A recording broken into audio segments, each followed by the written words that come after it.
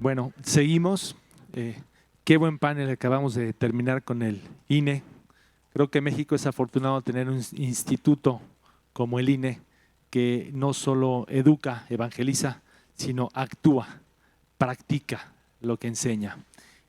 Para cerrar con broche de oro, les presento nuestro último panel de la edición Love for All 2021, conversaciones inevitables, cómo decir lo que tienes que decir. Para conducir este panel tenemos de invitada a mi querida amiga Sheila Ferrera. Shey, te dejo el panel, el micrófono. Bienvenidos. 1, 2, 3. Hola, ¿cómo están? Buenas tardes a todos, ¿cómo están?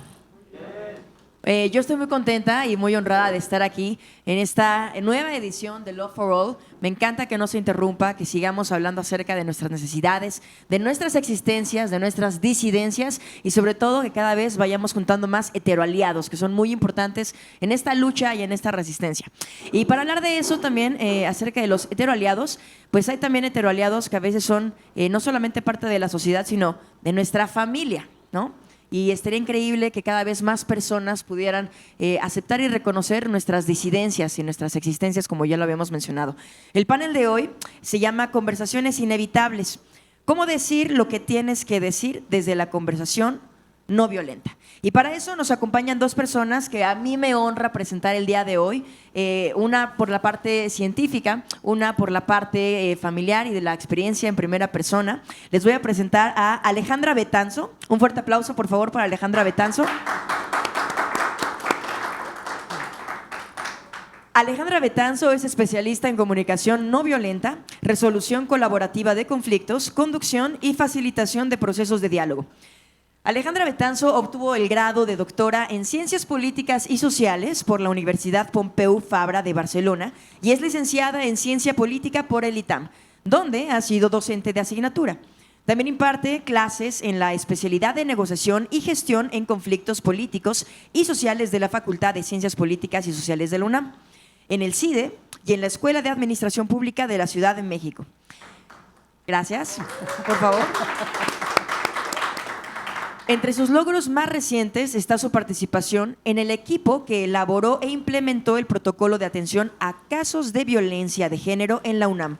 También en la UNAM, desde la Oficina de la Abogacía General, diseñó el sistema Resolución Alternativa de conflictos con los que esta casa de estudios se sumó a las más de 400 universidades en el mundo que ya utilizan estas metodologías de diálogo constructivo, respetuoso y equitativo.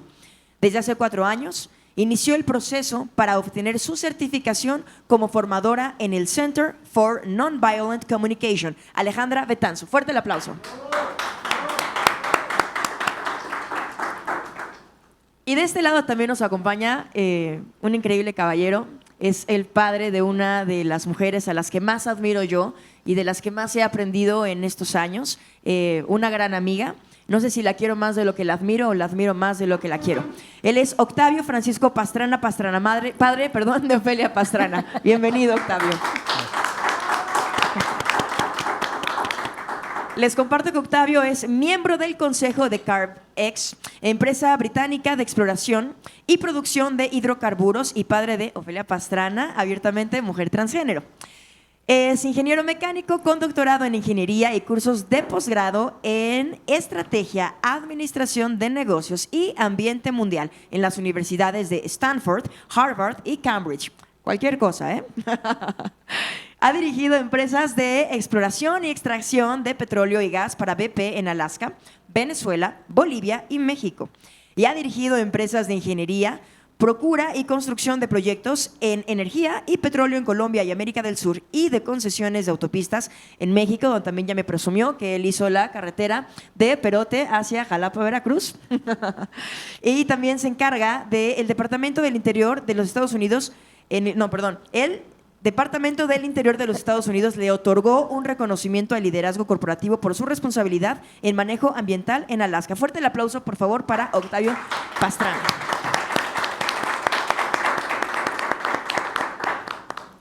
Bueno, pues para no darle más vueltas a esto, este panel creo que es muy importante porque muchas veces las personas que somos diversas, las personas que somos disidentes de la heteronorma, tenemos que salir del closet, ¿no? Platicábamos tras bambalinas que sería quizás más poderoso, en vez de salir del closet, que dejáramos de asumir que todas las personas son heterosexuales o cis heterosexuales. Sin embargo, hay conversaciones inevitables, como el panel de hoy que queremos compartir con ustedes, en el cual las personas pues tienen que seguir saliendo del closet, tienen que decir soy diferente a lo que la sociedad espera de mí. Y para esto no siempre tenemos las mejores herramientas o los mejores caminos o la mejor información. Y a veces esto se puede tornar por cuestiones de miedo a violencia. Entonces, el día de hoy vamos a hablar acerca de cómo decir lo que tienes que decir desde la conversación no violenta. Salir del closet es algo que nos asusta, sin importar qué tan amada o tan aceptada te sientas por tu familia. Del otro lado, aunque lo sospeche ya la familia, no siempre ellos están listos para esta conversación. Y muchas veces queremos saber cuál es la mejor manera de responder.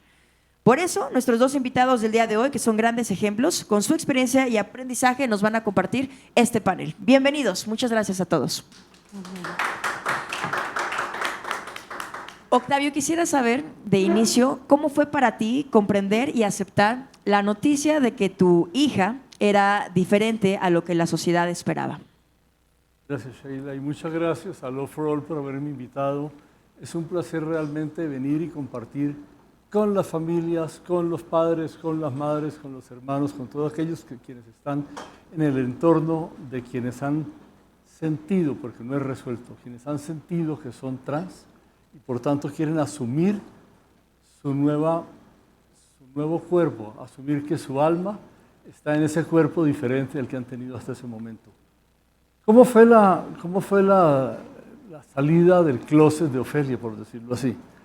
Pues fue sorpresiva, por decirlo menos. Ding dong, 3 de la mañana, llega mi ex nuera y me dice, llega llorando y le digo, ¿qué pasó? ¿Te golpeó? ¿Estabas en una fiesta de cumpleaños de ella? ¿Qué sucedió? Me dice, no, es mujer. Le dije, ¿quién es mujer? Mauricio es mujer. 4 horas después, y sin anestesia, yo estaba sentado frente a Ofelia, intentando entender que había una Ofelia y no un Mauricio. ¿Qué pasó con Mauricio? ¿Por qué eres Ofelia? Y vamos al punto donde comienzo a enterarme, comienzo a estudiar y encuentro que los médicos dicen es que su hijo sufre de disforia de sexo, de género. Bueno, si es un médico, quiere decir hay una enfermedad. Si hay una enfermedad, debe haber un tratamiento. Y comenzamos a pensar, ¿cuál es la cura? Hay que llevarlo a un psiquiatra. ¿Qué hay que hacer? En ese proceso terminamos yendo donde psiquiatras que hacen cosas como proponer absurdos de embaucar a Ofelia para poderla llevar con una camisa de fuerza a una institución en alguna parte fuera del país. Institución que con la vida he aprendido que van a curar la disforia de sexo en una forma abusiva, en una forma intrusiva, en una forma violando a las personas. Horrible. Y la conclusión a la que llego es que el ser trans es eso, es ser. No es una enfermedad, no es algo que se sienta, no es algo que se elija, es algo que se es. Y por tanto, es la responsabilidad de nosotros como personas que los queremos aceptar que sencillamente esa persona en ese cuerpo sigue siendo la misma persona, pero en un cuerpo diferente, pero es. No es que aquí sucedió que cambió, que optó, que quiso hacerlo, que quiere hacerle daño a la familia, que quiere hacerlo a nadie. Sencillamente es transgénero. Muchas gracias, Octavio. Hablábamos tras bambalinas también de estos 4 momentos que han marcado tu relación con Ofelia. Quisiera, si nos pudieras compartir estos 4 momentos. Yo te decía la pregunta, ¿tú recuerdas dónde estabas cuando cayeron las Torres Gemelas? Sí, me acuerdo perfecto. No usé la que yo digo, ¿dónde estaba cuando asesinaron a Kennedy? Porque muy pocos de ustedes estaban cuando asesinaron a Kennedy. Por eso uso una como un poquito más reciente. Pues yo recuerdo exactamente 4 eventos que sucedieron en mi vida con Ofelia, que marcaron mi relación hacia Ofelia y marcaron mi entendimiento de Ofelia y marcaron lo que yo quiero compartir con los padres y madres y hermanos y familias hoy. El primero fue el elemento ding dong, las 3 de la mañana.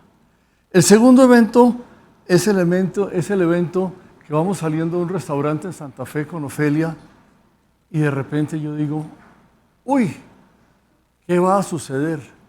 Se metió a un túnel negro. ¿Qué pasa al otro lado del túnel?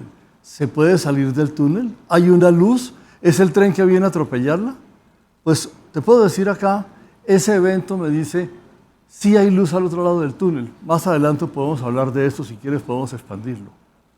El tercer evento es el evento de un día comiendo con un amigo justo aquí al lado. No voy a decir el nombre del restaurante que queda aquí al lado, pero estaba comiendo con él.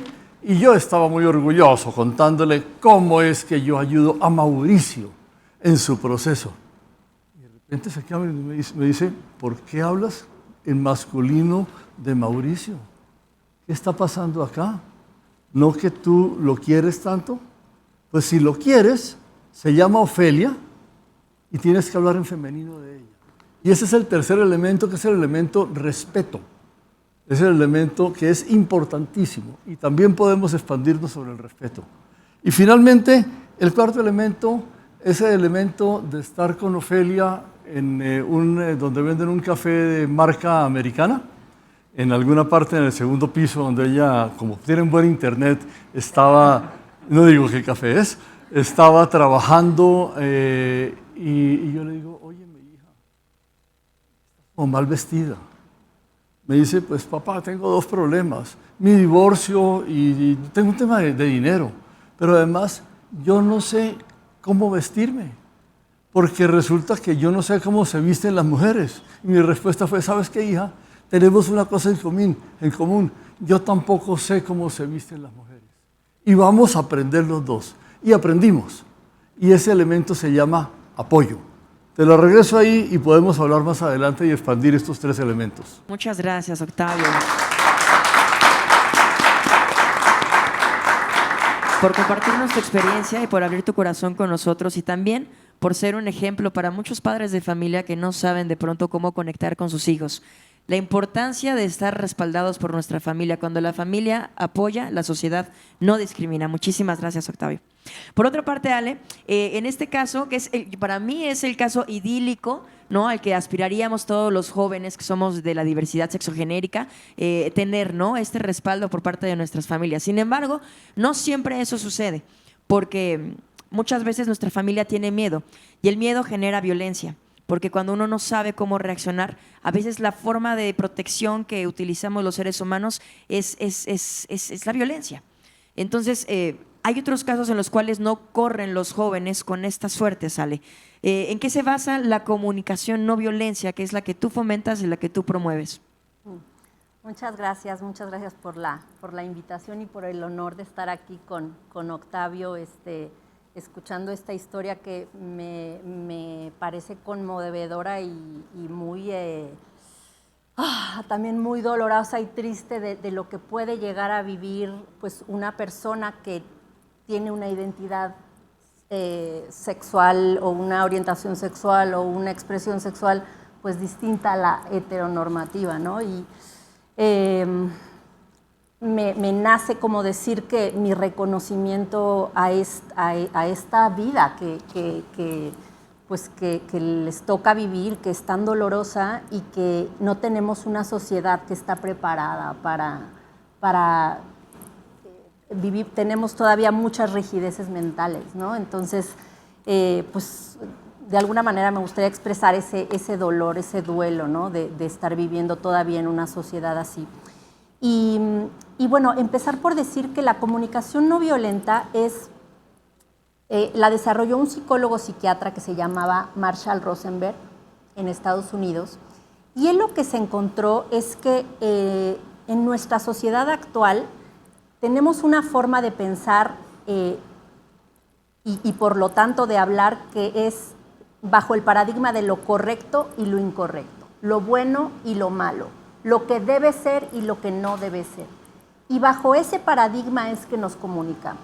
Entonces, Lo que no debe ser, porque lo dice así la normativa, ¿no? Y en este caso la heteronormatividad, debe ser anulado, o está mal, o es incorrecto, ¿no? Y como es incorrecto, pues hay que corregirlo de alguna manera. Y así nos han educado a todos y todas y todes desde la escuela. Todos los sistemas en los que vivimos refuerzan este mismo discurso. Y es un discurso que genera violencia. Marshall Rosenberg le llamaba la cultura de la dominación. ¿Por qué? Porque si yo estoy bien y tú estás mal, yo tengo la razón y tú no. Y por lo tanto voy a imponerte cómo debe ser, ¿no? Y a partir de ese pensamiento es que nos comunicamos con los demás.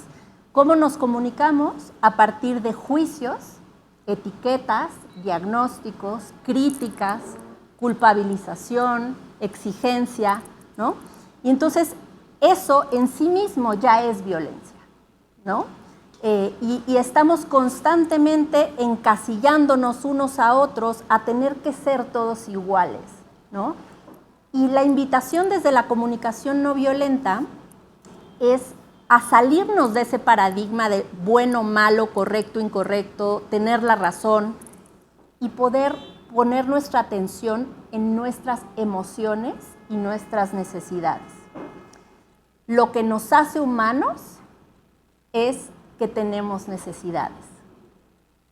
Y es lo que me puede unir con una persona que piensa totalmente distinto a mí o que puede tener acciones totalmente contrarias a lo que a mí me gustaría o opiniones totalmente distintas a lo que a mí o distintas a como yo veo el mundo, pero tenemos las mismas necesidades, ¿no? Y cuando hablo de necesidades, son no solo las necesidades de bienestar físico como salud, alimentación, techo, que son las que solemos pensar cuando pensamos en necesidades, pero son las necesidades, por ejemplo, de libertad, de autonomía, de reconocimiento, de conexión, de aceptación, de autenticidad.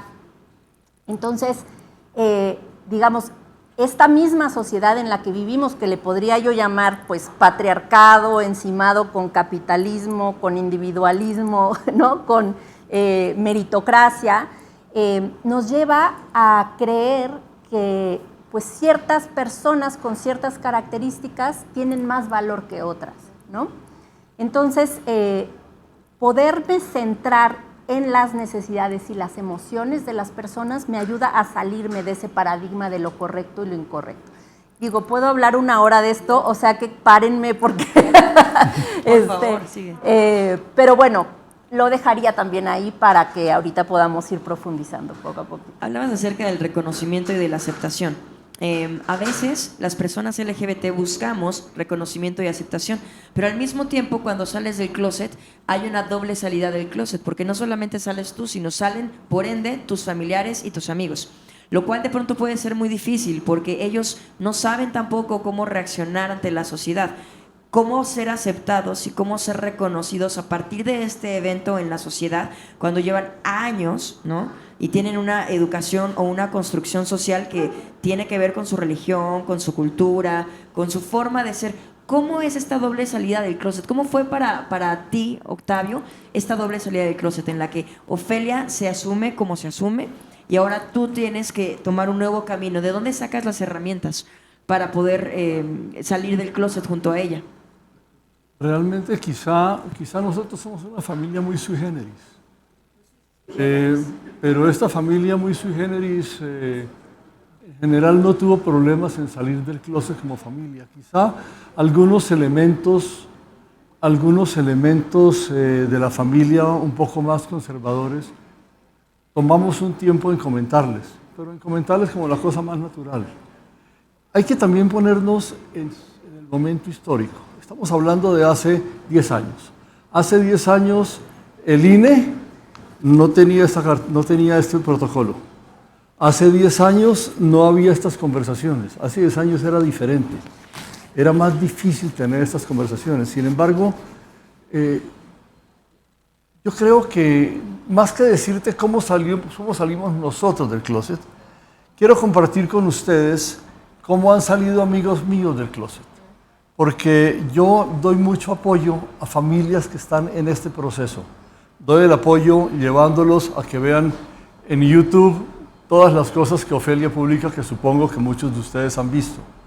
Y lo cual les ayuda mucho a poder contar la historia, a poder decirlo. Pero en últimas hay un tema fundamental.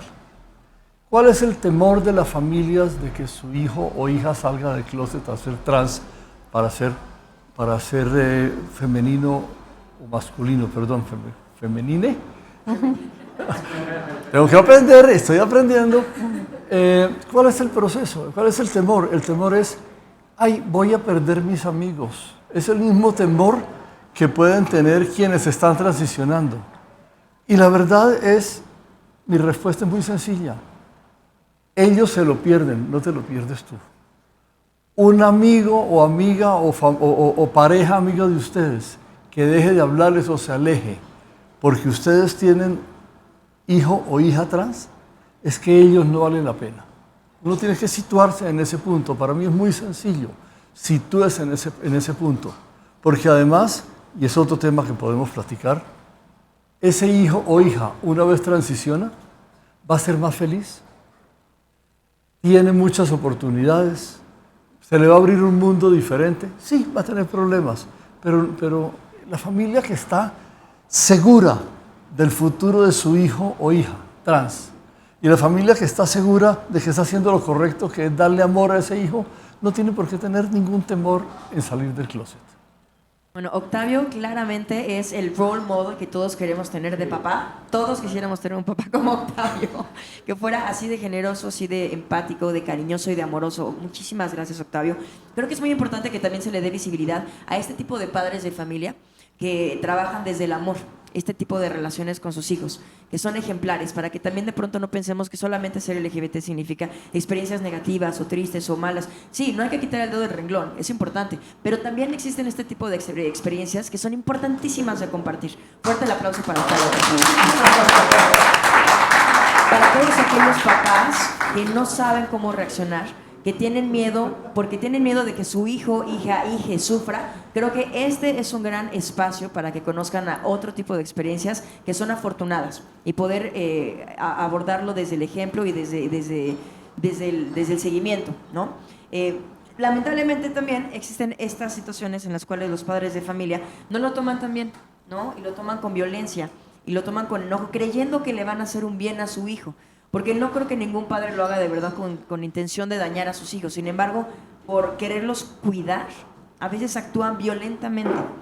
¿Cómo podemos romper este discurso o esta relación violenta de los hijos hacia los padres y de los padres hacia los hijos? Bueno, pues a mí me gustaría empezar por identificar como ambos lados, ¿no? ¿Qué estaría viviendo cada una de las partes? Y poder, justo como lo decía hace ratito, enfocarnos en sus emociones y sus necesidades, porque me parece que el poder verlo desde ahí es la manera de poder conectar y poder comunicarse, ¿no? Cuando no nos podemos comunicar es porque estamos juzgando al otro, porque estamos criticándolo, lo estamos viendo como que está mal o como que debería ser de otra manera. Ambos, ¿eh? O sea, si yo soy la persona que está saliendo del closet, veo a mi papá debería o mi mamá debería ser de esta otra manera, ¿no? Y claro que debería, o sea, claro que entiendo por qué lo ven así, ¿no? Aquí la clave está, y lo decían hace ratito en el último panel, en la empatía. Y yo sé que es muy difícil empatizar con alguien que no te está aceptando como eres, ¿no? O que le está costando trabajo recibir esa noticia. Pero la otra es querérselo imponer. Y acaba siendo, paradójicamente, menos probable que logre aceptarte si no logras empatizar con esa dificultad. Y es como muy complejo, ¿no? Pero no sé si me ibas a hacer una pregunta. Sí, porque Ajá. ahora que lo mencionas de ambas partes, es cómo poder informar a los jóvenes, porque de pronto también no solamente son jóvenes, somos adolescentes, somos un puñado de hormonas y las formas en las que nos relacionamos a veces no son las mejores, ¿no? Tú no me entiendes, es que, y a lo mejor el padre sí tiene toda la disposición de entenderte y de escucharte, pero tú ya te sientes en una defensiva, ¿no? Desde un inicio. Y luego, por otra parte, a lo mejor tú lo estás haciendo desde el amor como joven, pero tus padres están cerrados y reaccionan de una forma muy violenta. Entonces, ¿cómo podrían ser estas herramientas para que ambas partes puedan tener una comunicación más certera y menos violenta? Entonces, digamos, en esta misma línea de salir de quién tiene la razón y quién está bien y quién está mal, salirnos de ese paradigma y poder entrar primero a conectar conmigo, ¿no? Si yo soy la madre o el padre de la persona que está saliendo del closet, ¿qué estoy sintiendo en este momento? En vez de ponerlo en el otro, estás mal, mereces un castigo, o exigirle que cambie o que no, o negarlo, ¿no? Es, ¿qué está pasando conmigo? Se llama autoconexión. Dicen que el Marshall Rosenberg que el 95% del éxito de una comunicación está en la autoconexión. ¿Por qué? Porque ¿para qué nos comunicamos? Nos comunicamos para satisfacer necesidades. Nadie puede satisfacer todas sus necesidades solo, necesita a los demás. Satisfacemos necesidades de manera interdependiente y para poder hacerlo necesitamos comunicarnos. Entonces, para yo poderle decir al otro qué necesito, primero tengo que saber qué necesito, ¿no? Y de ahí la importancia de la autoconexión. Y desafortunadamente, parte de la educación que recibimos es desconectarte de ti, desconectarte de tus emociones, desconectarte de tus necesidades. Necesitar es como mal visto en esta sociedad. Hasta hay esta palabra en inglés que le dicen needy, ¿no? Que ser needy es como, ay, o sea, necesitas, qué raro, ¿no? Pues resulta que las únicas personas que no necesitan son las que ya se nos adelantaron, ¿no? O sea, las que ya no están aquí con nosotros. Entonces, necesitar es una buena noticia. Necesitar quiere decir que hay vida fluyendo dentro de nosotros. Entonces, necesidad, en lugar de verlo como una carencia o un hoyo que hay que tapar o que hay que llenar, una necesidad es energía de vida que quiere fluir, ¿no? Entonces, si yo puedo ver esas necesidades en mí, voy a poderlas comunicar desde un lugar de mucha mayor vulnerabilidad y autocompasión, en vez de quererle imponer al otro lo que yo quiero que haga, voy a invitarlo a que quiera contribuir con mis necesidades, ¿no? Yo sé que esto es todavía como un poco abstracto, entonces a lo mejor me gustaría aterrizarlo un poquito más, pero veo que te está surgiendo otra pregunta, Sí, igual Octavio también sí. No, yo quería quizá hacerte a ti una pregunta Sí. Y compartir aquí un poco más la experiencia nuestra como familia. No fue fácil. Puede que seamos role model y todo lo que tú estás diciendo, pero no fue fácil. No fue fácil porque es muy difícil ponerse en los zapatos del otro. Es muy difícil bajar nuestra barrera, todas las preconcepciones que tenemos, porque todas las tenemos, y poder ser capaz de entender qué siente el otro. Yo usé al comienzo la palabra sin anestesia. Sí, es que vino sin anestesia. Quien está transicionando puede que lleve 1 año, 1 mes, 10 años o 30 años sintiéndolo hasta que toma la decisión. Esta mañana escuchamos también y en qué momento transicionaste y te esperé que pasara un proyecto para poder hacerlo y cosas por el estilo. Pero para el padre o la madre o el hermano o la hermana o la familia de repente es, oiga, ¿qué cree? ¿Qué cree, Inge? Que yo soy trans. Pues eso no es fácil. Es muy importante que haya esa empatía, que haya la posibilidad de ponerse en los zapatos del otro, y ahí quizá tú puedes ayudarnos un poco, pero te quité las preguntas a ti, así es que para nada. continuemos. Me gusta más que sea a modo conversatorio que a modo de ponencia, porque creo que todos tenemos muchas dudas y también tenemos muchas cosas por compartir de experiencia. O sea, me llama mucho la atención esto que decías de cómo poderlo compartir por medio de la inteligencia emocional, vamos a llamarlo, ¿no? Inteligencia emocional en la cual de chavitos, pues por lo general no nos enseñan a decir necesito esto, necesito el otro, o siento esto, me duele esto, o quiero un abrazo. Quiero que me digas que me quieres. Quiero que me ayudes a alcanzar eso. O sea, a veces se nos olvida eso y más bien de pronto la educación puede ser un poco más soberbia, ¿no? A decir, no necesito, porque needy está mal visto. En vez de que nos digan, necesito el reconocimiento de mis emociones. Necesito que reconozcas que estoy asustada. necesito que reconozcas que tengo dolor, que estoy enojada porque la gente me está molestando, que necesito que reconozcas que te quiero también, que te necesito, que te amo. Entonces, esta información, cuando se la podemos heredar a las nuevas juventudes, creo que es muy valiosa para que de grandes podamos tener mejor comunicación, porque cuando no, pues no existe ese canal de comunicación y no sabes cómo pedir las cosas.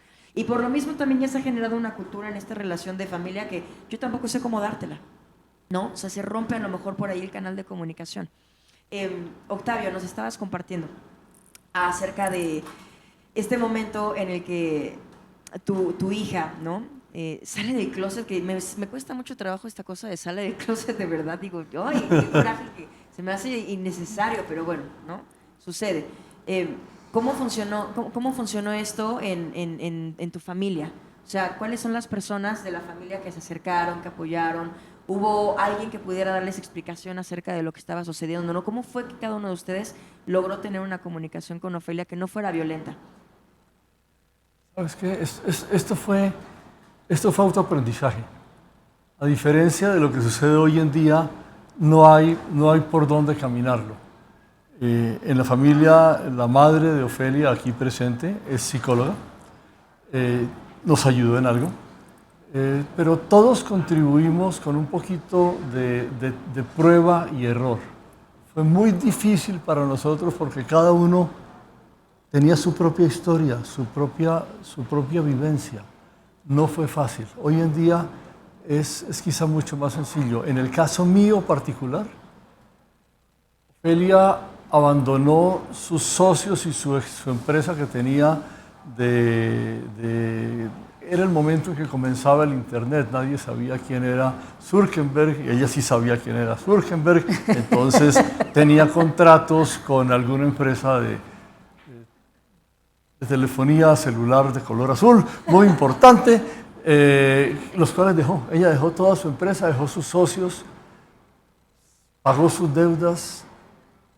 Y llegó un punto en el cual un día encontré yo a Ofelia en un colchón, perdón si me pongo emocional, con un plato y un tenedor.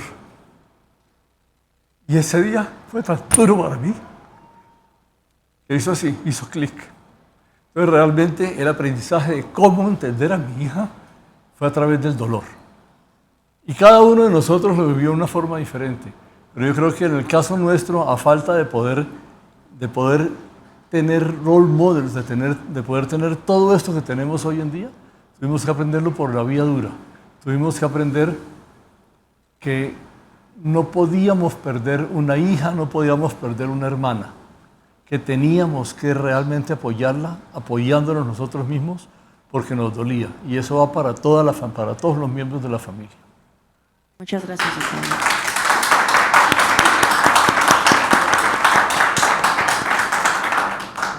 La importancia de tener información cercana, aprender a la dura es muy difícil. Pero si nosotros está poder como Octavio compartir estos mensajes para que cada vez sea más liviano y más fácil para otras personas, generar estos grupos de apoyo, estas redes de apoyo que de verdad salvan y son capaces de sostener hasta un elefante o 10 elefantes, compartir esta información, aprovechar las redes sociales, aprovechar estos espacios como los que fomenta Love for All para que más personas conozcan estas historias de vida, para que más personas puedan traer y conocer estas experiencias y compartir las suyas propias, creo que son muy importantes. Es algo también que yo rescato mucho de lo que hace Ofelia, que comparte mucho y aprovecha al máximo las redes sociales para compartir quién es, cómo fue su transición, qué otras cosas se pueden hacer siendo una persona, ¿no? Como ella, como cualquiera de nosotros. No solamente es una persona trans, es una persona que aparte es física, es estandopera, es comediante, es conductora, es activista, es bla, bla, bla, bla, bla. Es persona. Entender que todos somos diferentes, pero en eso todos somos iguales.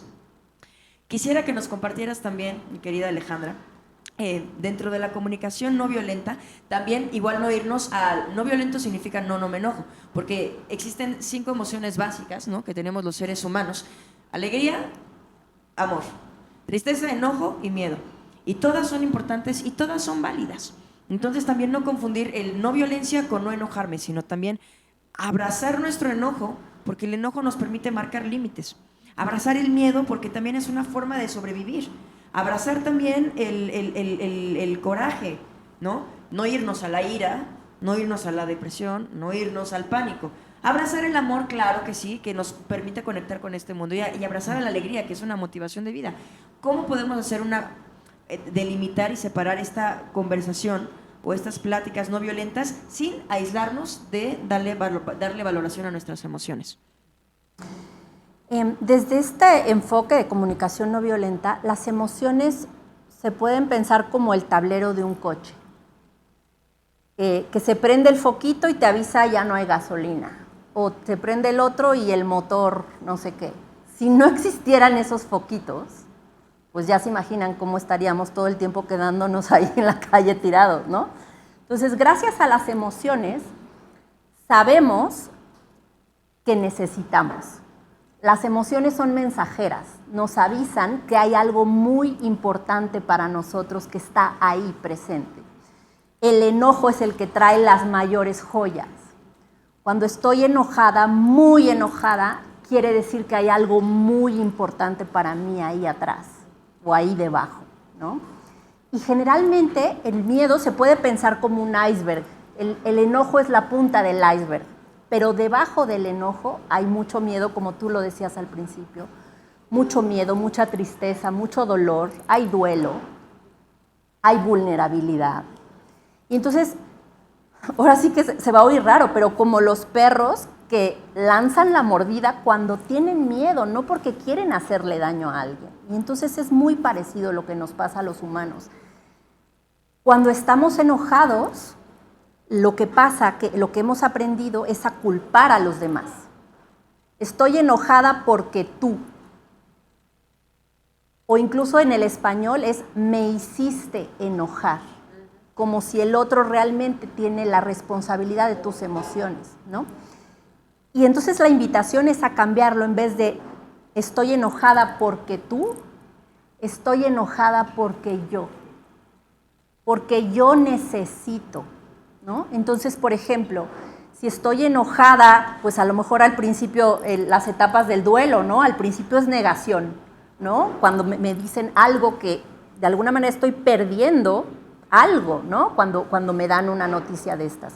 Porque yo tenía una idea y ahora esa idea ya no está, ¿no? Entonces es la negación. Y es no porque esto no me puede estar pasando a mí, porque esto, ¿qué puede estar necesitando una persona en ese momento?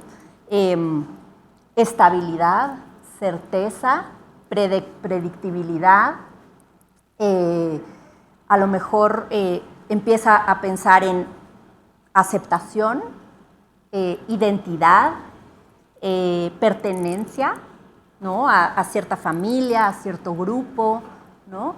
Entonces, cuando veo amenazada esas necesidades, una de las emociones que pueden surgir son el enojo. Entonces, no está mal enojarse.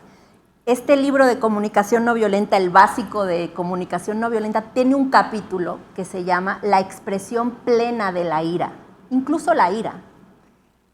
Es importante expresar el enojo. La idea es expresarlo no culpando al otro, ni culpándome a mí, sino reconociendo que hay una necesidad bellísima que está ahí abajo del enojo y poderme conectar con la necesidad, con esa necesidad y podérsela expresar al otro. Es que para mí sería muy importante pues seguir perteneciendo a este grupo. Para mí sería muy importante que tú estés bien, ¿no?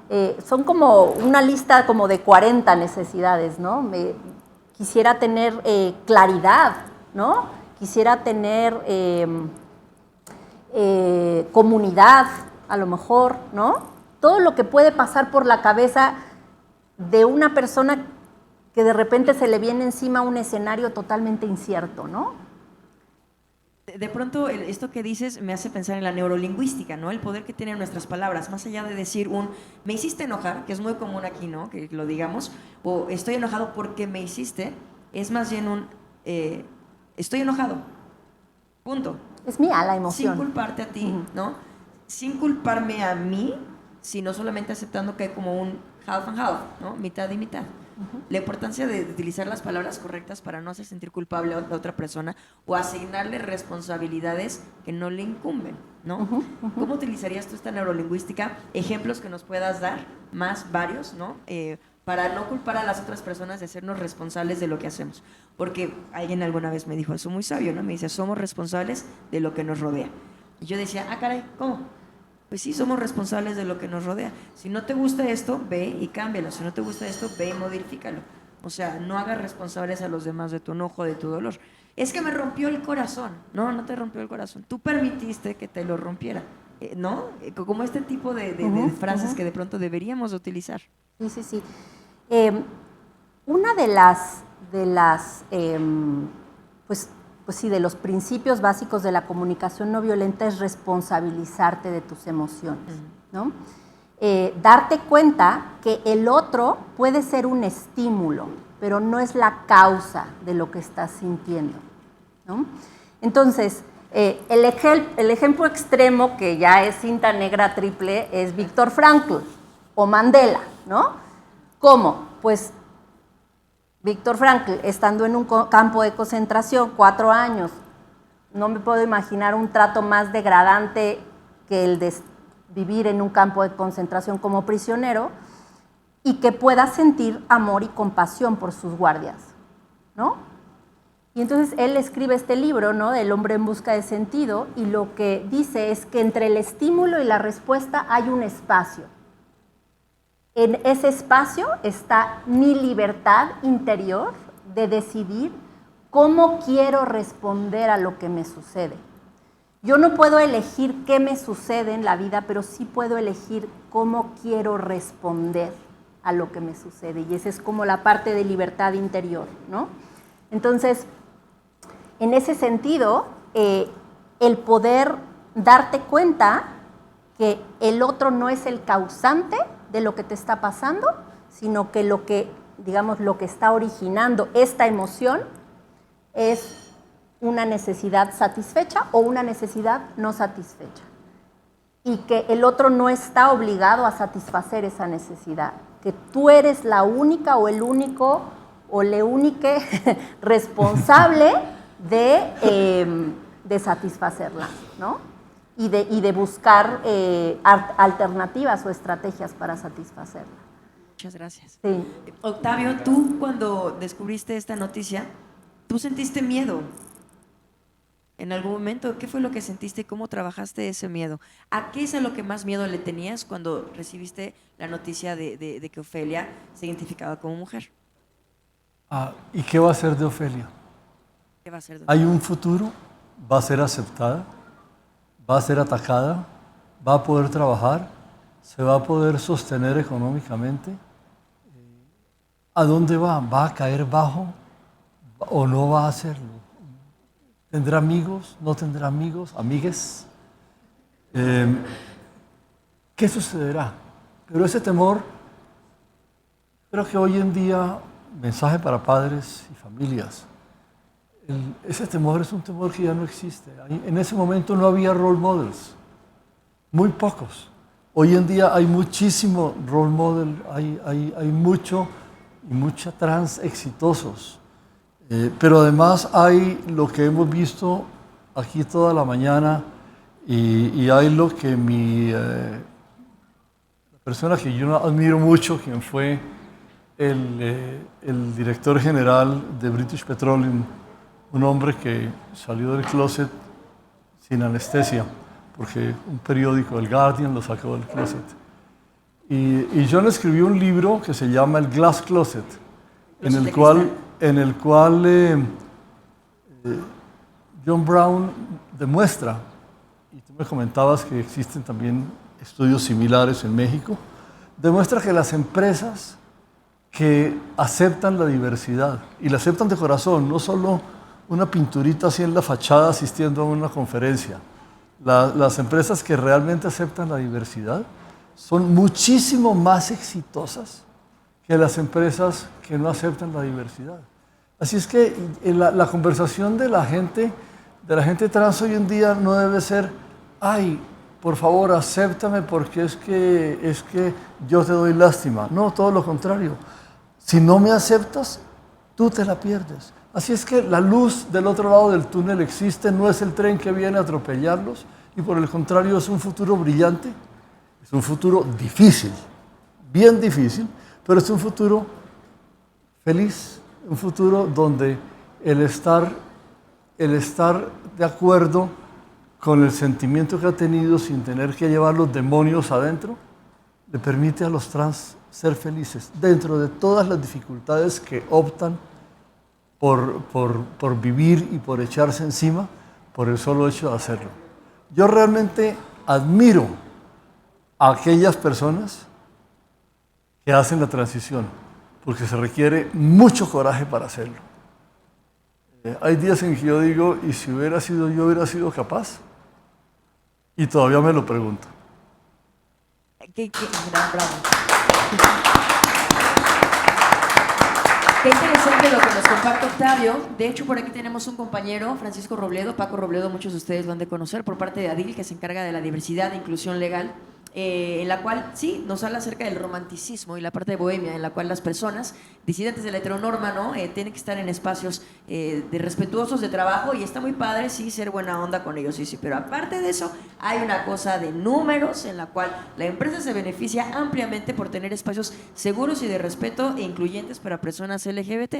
Entonces, hasta en números, en datos fríos, eso se ve reflejado y se ve remunerado. Entonces, no solamente trátame bien, sino también me necesitas, reconoce que me necesitas y que soy súper importante para tu empresa. Qué importante. Y esto no solamente se tiene que ver reflejado en dichos, sino también en hechos, en que haya certificaciones, y para tener certificaciones tiene que haber capacitaciones, y también para eso tiene que haber hechos en los cuales tú vayas a la empresa y veas que haya baños neutros, que tengan seguro social, que haya diferentes políticas internas, ¿no? Que sean equitativas tanto para las personas de diversidad sexogenérica como las personas cis heteronormadas, etcétera, etcétera. Y para eso también creo que es importante que reconozcamos que no somos ciudadanos de segunda clase y que esta cosa no es solamente un love is love, porque si amor es amor está muy bonito, ¿no? Pero eso creo que nos ayudó ese discurso a abrir brecha. Ahorita tenemos que reconocer que justicia es justicia, y si todos estamos pagando los mismos impuestos, todos merecemos los mismos derechos, independientemente de tu orientación sexual, identidad de género o expresión de género. Ahora, para que la gente entienda esto, de pronto volvemos, ¿no? Hay muchas cosas contra las que nos encontramos, ¿no? Con las que nos topamos. La violencia sigue siendo una de ellas. ¿Cómo podemos reaccionar nosotros que estamos siendo vulnerados ante las personas que están siendo violentas con nosotros? Porque muchas veces la violencia atrae violencia y es un sinfín, es una cadena que nunca termina. ¿Cómo podemos o debemos reaccionar nosotros? ¿Cómo nos recomiendas que reaccionemos para que no crezca esa llama y poder detenerla en algún momento sin exponernos? Claro, claro. La comunicación no violenta, Marshall Rosenberg le puso este nombre para ligarla a los movimientos no violentos en el mundo, ¿no? Y parte del entrenamiento del movimiento de no violencia es cultivar la valentía con amor, ¿no? Y por eso podemos ver de movimientos no violentos personas que pues, se tiran enfrente de un tanque o que le ponen una flor a la pistola de no sé qué, ¿no? O huelgas de hambre, etc. Entonces, algo muy importante es que es no ser violento con el otro, pero no ser violento conmigo tampoco, ¿no? Las dos al mismo tiempo. Creemos que no se puede. Y ese es el arte, poder cuidar al otro y al mismo tiempo cuidarme a mí. Entonces, cuando yo veo, definitivamente, lo voy a poner como fuera de este contexto, viene un asaltante y me pone una pistola aquí, no le voy a decir, es que mis emociones y mis necesidades, o sea, le voy a dar mi cartera, ¿no? Entonces, en el momento en el que está en riesgo mi integridad, lo que hago es me quito de ahí, de la manera que pueda quitarme, ¿no? De preferencia sin hacerle daño al otro. Es como el aikido. Así es el aikido. El aikido es utilizar la fuerza del contrario para protegerte a ti, pero sin hacerle daño al otro, ¿no? Entonces esa es un poco la idea. De lograrlo, pues se requiere su práctica, ¿no? Porque si te están atacando, agrediendo, se activa el sistema nervioso y sálvese quien puede, ¿no? O sea, no es tan fácil mantener la calma, se requiere bastante pues ejercitar ese músculo de la ecuanimidad, ¿no? Entonces eso es lo primero que diría, que la no violencia tiene sus límites, ¿no? Y que los límites están en el momento en el que está en peligro la integridad de alguien y si es la tuya, pues sí, quitarte. Porque además, pues digamos, hay situaciones de homofobia en las que pues no son cualquier cosita, ¿no? O sea, sí es riesgoso. Entonces, primera cosa. Segunda cosa, pues ya, digamos, si uno quiere intentar y puede y tiene la capacidad de empatizar con la persona que está agrediendo, Marshall Rosenberg diría que hay que traducir, es como un idioma distinto. Entonces, si el otro me está gritando y eres un no sé qué, no sé cuánto, yo lo que escucho detrás de esos gritos o de esas ofensas es un miedo, o sea, veo el miedo y veo la emoción, veo la necesidad de esa persona, ¿no? Y veo la humanidad de esa persona. Digo, al grado que uno puede llegar a empatizar si uno logra como practicar esto con personas como Trump. O sea, poder ver el corazón tiernito que hay en el fondo de esa persona, de ese enemigo, ¿no? Porque al final es que todo, o sea, la premisa es que todo lo que hacemos, todos los seres humanos, es para satisfacer necesidades. Y todos somos igualmente humanos, ¿no? Pero yo sé que esto, o sea, decirlo causa cortocircuito porque sí vivimos en una sociedad muy punitiva y muy de buenos y malos, ¿no? Entonces nos cuesta mucho trabajo decir, ¿cómo voy a ver la humanidad de un homicida, ¿no? O ¿cómo voy a querer empatizar o sentir compasión por alguien pues que mata o que hace daño a otro? Sé que es algo muy radical lo que estoy diciendo, pero esa sería la respuesta de la no violencia, porque al final lo que tú decías, violencia genera violencia. O sea, si yo respondo con violencia, lo más probable es que la espiral escale, ¿no? Entonces, para poder detener esa espiral de violencia genera violencia, se requiere mucho compromiso, mucha convicción y muchas habilidades de autoconexión para mantener como ese centro y saber que no es contra mí. Lo que está diciendo esa persona no es contra mí, es algo que él o ella necesita. Cambio de chip total, ¿no? Pero sí. Muchas gracias. Octavio, ante la violencia que de pronto pudo haber llegado a surgir después de que comenzaron, ¿no? Ustedes a vivir esta nueva experiencia de vivir con Ofelia, ¿no? De identificarla como mujer, hubo personas, amigos, vecinos, personas extrañas, ajenas, pero que eran violentas con ustedes. ¿Cómo trabajaron ustedes eso? ¿Cómo reaccionaban ustedes ante eso? ¿Cómo defendían ustedes a Ofelia o se defendían ustedes mismos ante los ataques de personas? Afortunadamente no tuvimos ninguna circunstancia de esas, ninguna situación de esas. ¿Tienes amigos que hayan vivido violencias después de que aceptaron a...? No, realmente no. Estaba pensando en este momento si existe esa situación de violencia y no la hemos vivido.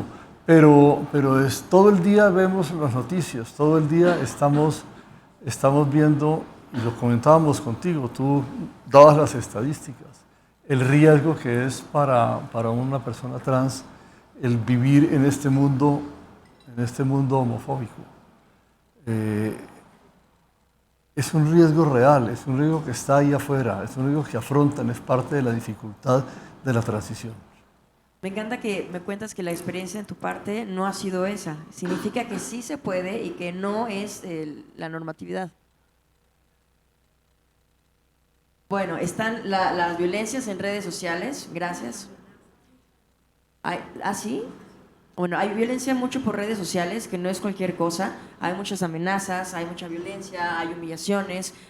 Y también, ¿no? También hay grupos de ultraderecha, que son ultraconservadores, que todo el tiempo están amenazando y afectando y violentando.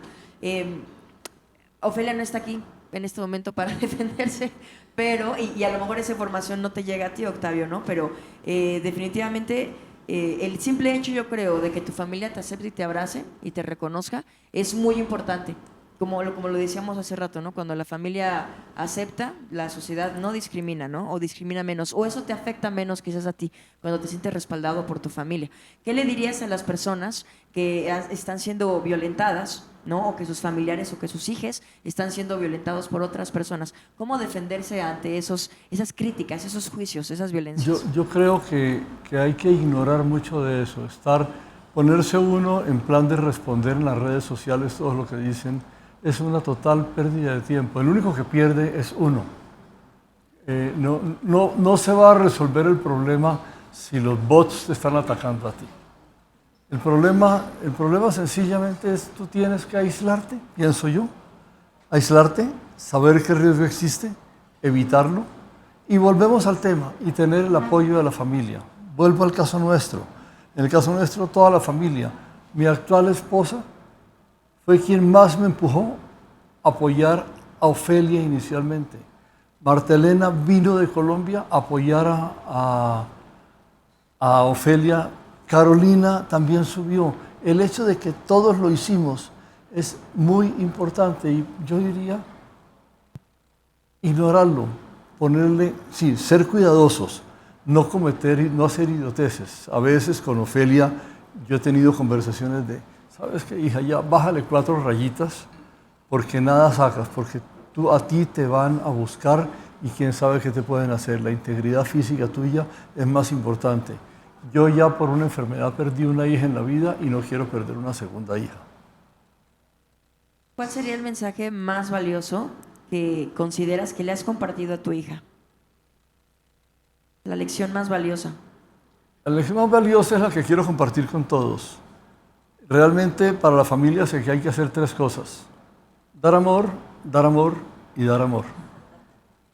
Pero no es dar amor diciendo, ay, te amo, no te mando la tarjetita ni te mando el corazoncito, que hoy en día es tan fácil con todos los emojis mandar corazoncitos que hacen toda clase de cosas lindas. No, el amor hay que demostrarlo. El único amor que hay que dar es el amor demostrado. Es el amor de quien va a medirse ropa femenina porque quiere hacerle una compra a su hija y como afortunadamente Ofelia y yo, salvo la longitud de las piernas, obviamente, somos de la misma talla, yo le compro. Ahora no tanto, yo le compraba ropa a Ofelia cada vez que tenía la oportunidad, me la medía yo, iba por el almacén, cambiando la talla y demás. Ese es el tipo de cosas que hay que hacer, demostrar el amor, demostrarlo con respeto. No cometer el error de referirse, de utilizar el género equivocado frente a la persona que está haciendo la transición. Nada de que tú eres Ofelia masculino en su género, no. Hay que tener mucho cuidado con eso. El amor demostrado es lo más importante que uno realmente puede darle a un hijo o una hija que está transicionando. Muchas gracias, Octavio.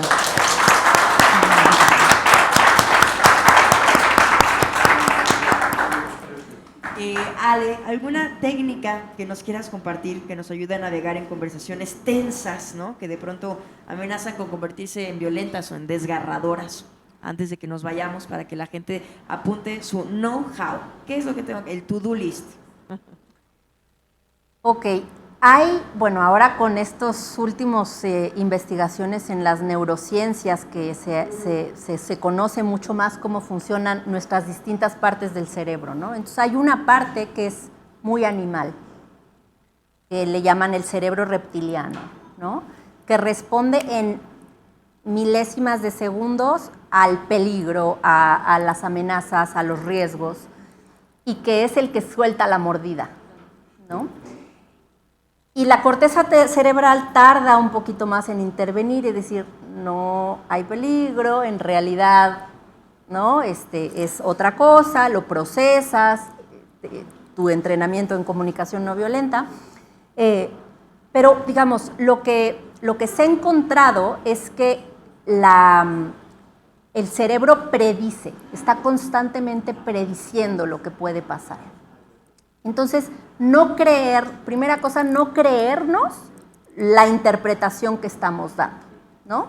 No creernos la historia que nos estamos contando, darnos cuenta que es una historia, que no es la realidad, ¿no? pero sobre todo herramientas muy, pues muy corporales, o sea, muy de regulación emocional, que son, primero, obviamente, esto siempre se dice, pero parece cliché, pero no lo es, o sea, la respiración. La respiración es emoción, sin duda. La respiración te centra, te trae al momento presente, te saca de la historia que te estás contando, te pone en contacto contigo físicamente, ¿no? Eso es lo primero, ponerte en contacto con tu respiración. La segunda es, las emociones se sienten en el cuerpo.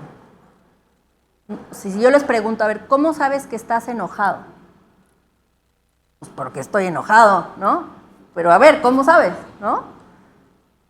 Entonces ya te empiezas a fijar y pues sí, resulta que te tiembla un poquito la mano, se te cierra aquí, se te tensa acá, cada quien diferente, ¿no? Se te frunce el ceño, el anudo en tal, o sea, fisiológicamente sí segregamos cortisol, adrenalina, nos estamos listos para pelear, ¿no?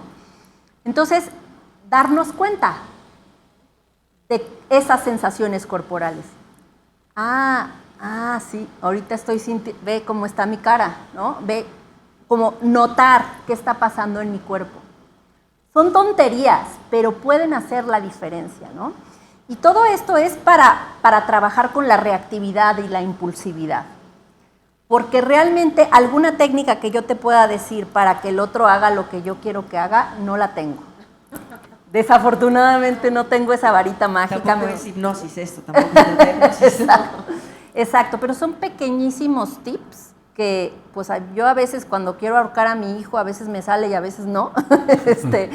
Pero es eso, es contacto con la respiración, darme cuenta que estoy, no ponerle nombre todavía, sino ver, sentir qué estoy sintiendo, notarlo, ¿no?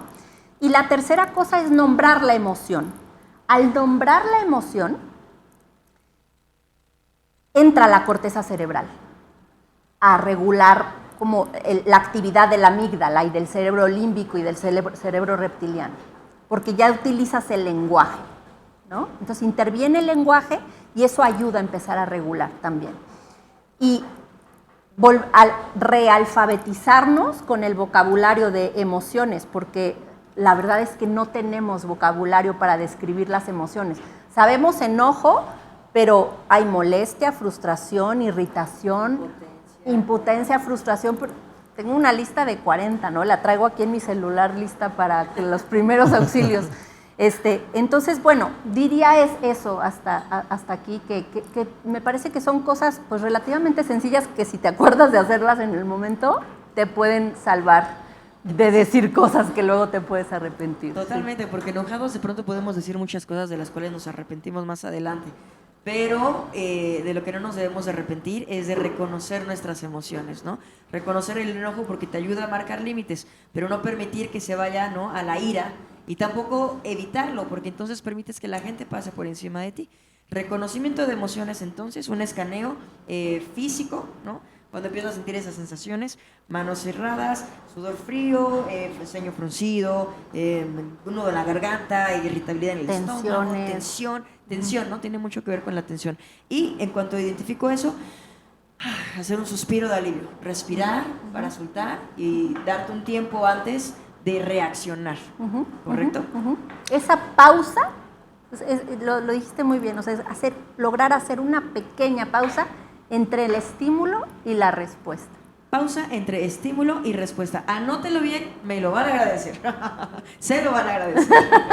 Muchísimas gracias, Ale. Fuerte el aplauso para Ale. Y Octavio, antes de que nos despidamos, quisiera que nos compartieras cuál ha sido el mensaje más valioso que tú has aprendido de Ofelia.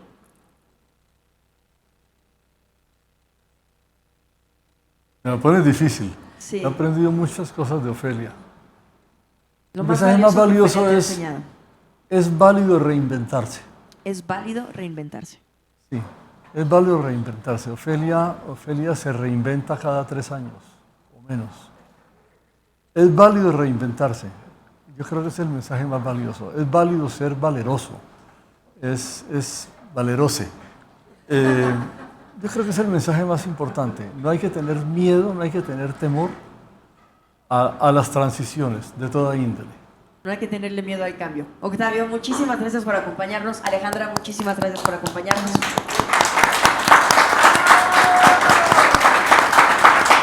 Y desde luego, muchísimas gracias a cada uno de ustedes por estar aquí presente, por acompañarnos, por ser parte de Love for All en una edición más. Que no sea la última, no será la última y que vengan muchísimas más experiencias para compartir con cada uno de ustedes. Yo soy Sheila Ferrera y esto es Love for All. Muchísimas gracias.